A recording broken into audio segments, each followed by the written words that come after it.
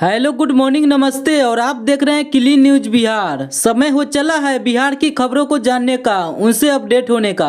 चलिए जानते हैं आज की 25 मुख्य बड़ी खबरों को। उससे पहले अगर आप क्लीन न्यूज बिहार चैनल को सब्सक्राइब नहीं किए हैं तो प्लीज चैनल को सब्सक्राइब करके बेल आइकन प्रेस कर लीजिए। चलिए शुरुआत करते हैं आज की पहली और महत्वपूर्ण बड़ी खबरों से।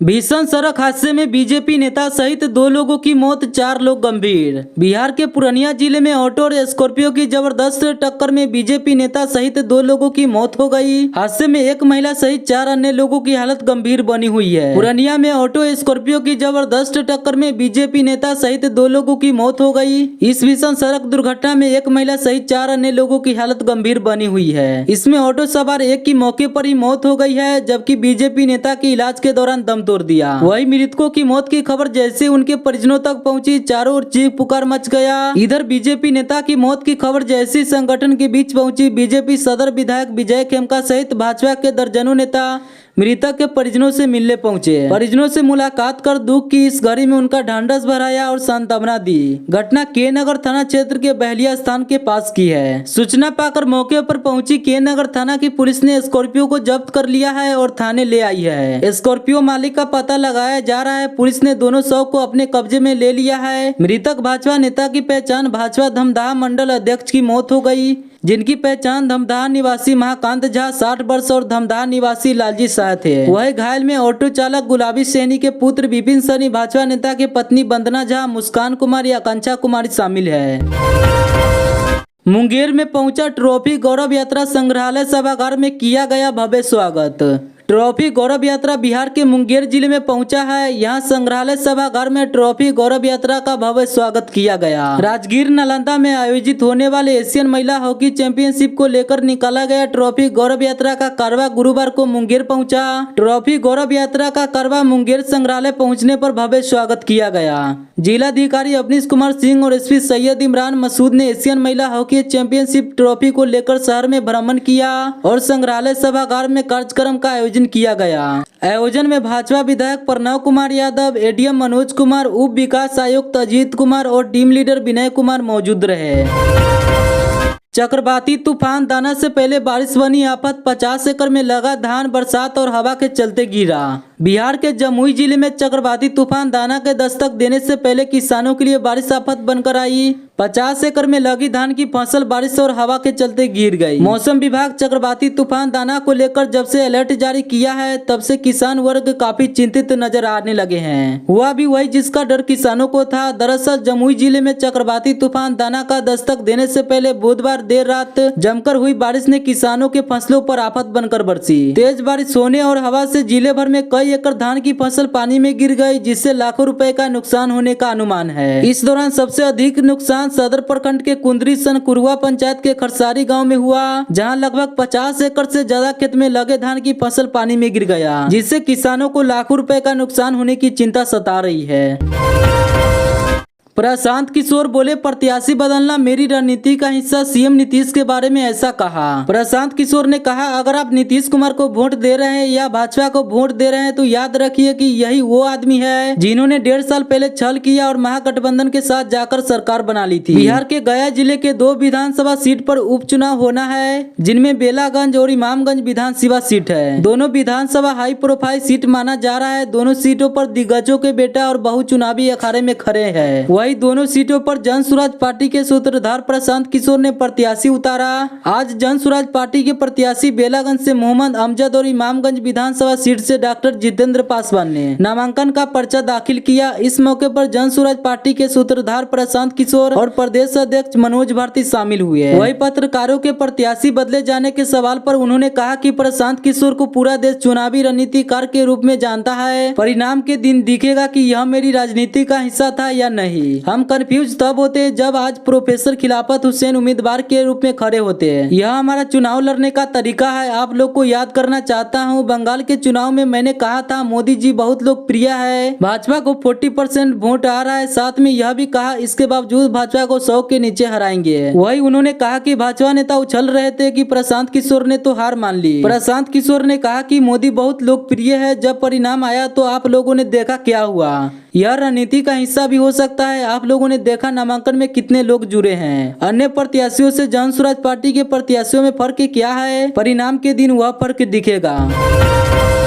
सुल्तानगंज बाबाधाम मार्ग पर श्रद्धालु सुविधा के लिए असरगंज में तीर्थयात्री शेड कैफेटेरिया का होगा निर्माण। सुल्तानगंज बाबाधाम मार्ग पर श्रद्धालुओं की सुविधा के लिए असरगंज में तीर्थयात्री शेड एवं कैफेटेरिया का निर्माण होगा। बिहार सरकार के पर्यटन विभाग द्वारा 14,88,65,000 रुपए की प्रशासनिक स्वीकृति मिली है। सुल्तानगंज बाबाधाम मार्ग पर श्रद्धालुओं की सुविधा के लिए असरगंज में तीर्थयात्री शेड एवं कैफेटेरिया का निर्माण होगा। पर्यटन विभाग द्वारा इसके लिए 14,88,65,000 रुपए की प्रशासनिक स्वीकृति प्रदान कर दी गई है। इस योजना के अंतर्गत मुख्य भवन G+1, कैफे भवन 0-1, 4 दीवारी landscaping, generator set, in campus street light, solar power generation, thematic gate एवं पार्किंग इत्यादि काम किया जाना प्रस्तावित है।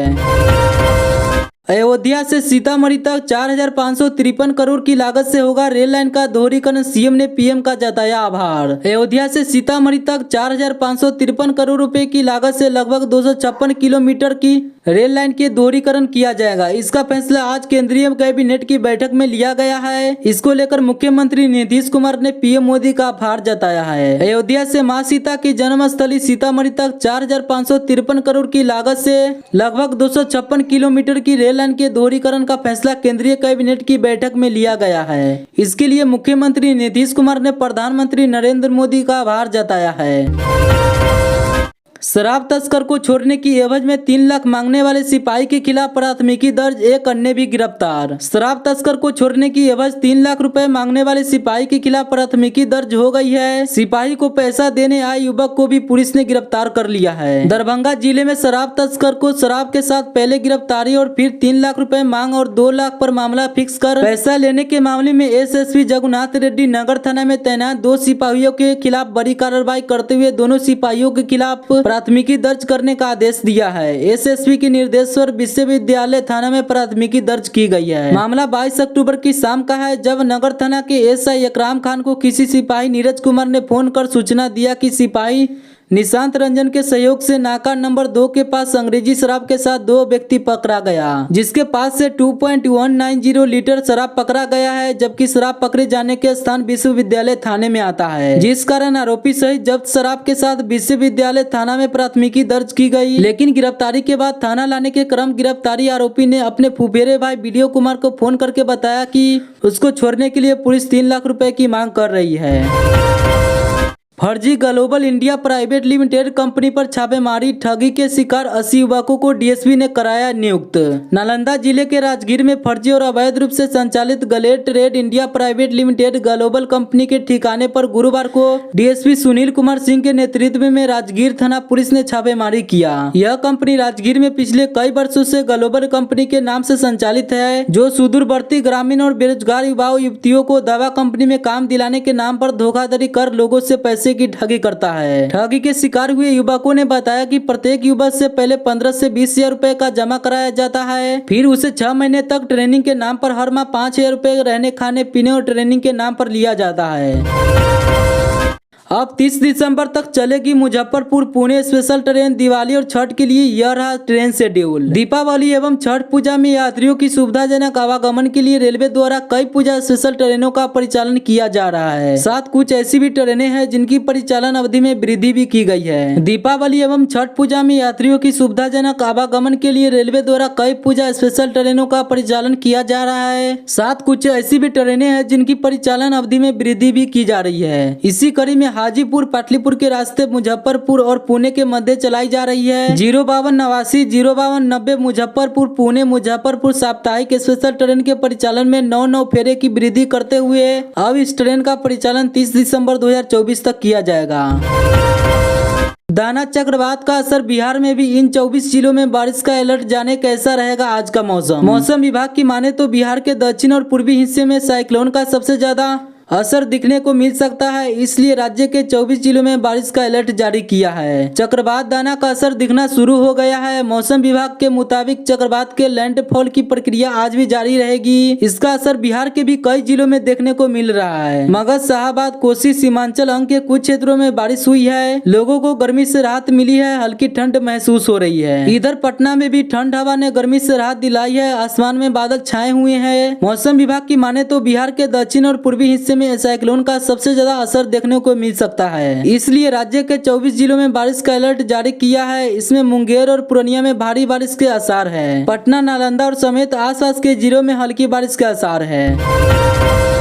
दिवाली से पहले जारी हो सकता है प्रधान शिक्षक प्रधानाध्यापक का रिजल्ट। TRE3 पर आया अपडेट। प्रधान शिक्षक और प्रधानाध्यापक पद पर शिक्षा विभाग ने आरक्षण रोस्टर क्लियरेंस BPSC को सौंप दिया है। अब BPSC की ओर से जल्द ही परिणाम जारी किया जा सकता है। वही तीसरे चरण की शिक्षक भर्ती परीक्षा का रिजल्ट नवंबर माह के अंत तक आने की संभावना है। शिक्षक अभ्यर्थियों के लिए काम की खबर है। बिहार लोक सेवा आयोग जल्दी प्रधान शिक्षक और प्रधानाध्यापक पद पर ली गई परीक्षा का रिजल्ट जारी कर सकता है। शिक्षा विभाग ने आरक्षण रोस्टर क्लियरेंस BPSC को भेज दिया है। आयोग रिजल्ट तैयार कर रहा है। यह प्रक्रिया भी अंतिम चरण में है। संभावना है कि दीपावली से पहले BPSC शिक्षक अभ्यर्थियों का बड़ा तोहफा दे दे। मुजफ्फरपुर में मिट्टी से बने दीप दियो से दिवाली को मिलेगा देसी रंग, चीनी उत्पादों को टक्कर। दिवाली के पावन पर्व पर जहां बाजार में विदेशी चाइनीज बल्ब और अन्य सजावटी सामानों की भरमार होती है, वहीं मुजफ्फरपुर के कुम्हार जयप्रकाश पंडित ने अपनी मिट्टी से जुड़े हुए देसी उत्पादों से चीन को टक्कर देने की ठानी है। जयप्रकाश पंडित देसी मिट्टी से बने दिए, मूर्तियां और अन्य सजावटी सामग्री तैयार कर लोगों को अपने देश की मिट्टी से जुड़े रहने के लिए प्रोत्साहित कर रहे हैं। उनका उद्देश्य न सिर्फ लोकल उत्पादों को बढ़ावा देना है, बल्कि लोगों में आत्मनिर्भरता का विश्वास जगाना भी है। नीतीश सरकार ने नगर निकायों को दी 25 करोड़ की राशि। छठ को लेकर मंत्री नितिन नवीन ने कही यह बातें। मंत्री नितिन नवीन ने कहा कि छठ पूजा को लेकर पटना समेत सभी नगर निकाय को राशि आवंटित की गई है, जिसमें पटना नगर निगम को 12 करोड़ और अन्य 18 नगर निगम को कुल 1 करोड़ 80 लाख की राशि की स्वीकृति दी गई है। नगर विकास एवं आवास मंत्री नितिन नवीन द्वारा छठ घाटों को लेकर चल रही तैयारियों की जानकारी ली गई। वही उन्होंने छठ व्रतियों को पूजा के दौरान कोई भी असुविधा न हो सके, इसके लिए प्रदेश भर के नगर निकायों को विभाग की ओर से 25 करोड़ रुपए की राशि की स्वीकृति दी। इस राशि की मदद से सभी घाटों पर बैरिकेडिंग, शौचालय, changing room, street light, watch tower 25 crore की राशि को स्वीकृति दी है, समेत अन्य आवश्यक काम करने का निर्देश मंत्री द्वारा किया गया। उन्होंने कहा कि छठ हम बिहारियों के लिए हमारा स्वाभिमान है। ऐसे में अपने स्वाभिमान की चिंता हर वक्त करते हैं, इसलिए इस साल हमने छठ पूजा के दौरान व्रतियों को किसी प्रकार की कोई असुविधा ना हो, इस बात को ध्यान में रखते हुए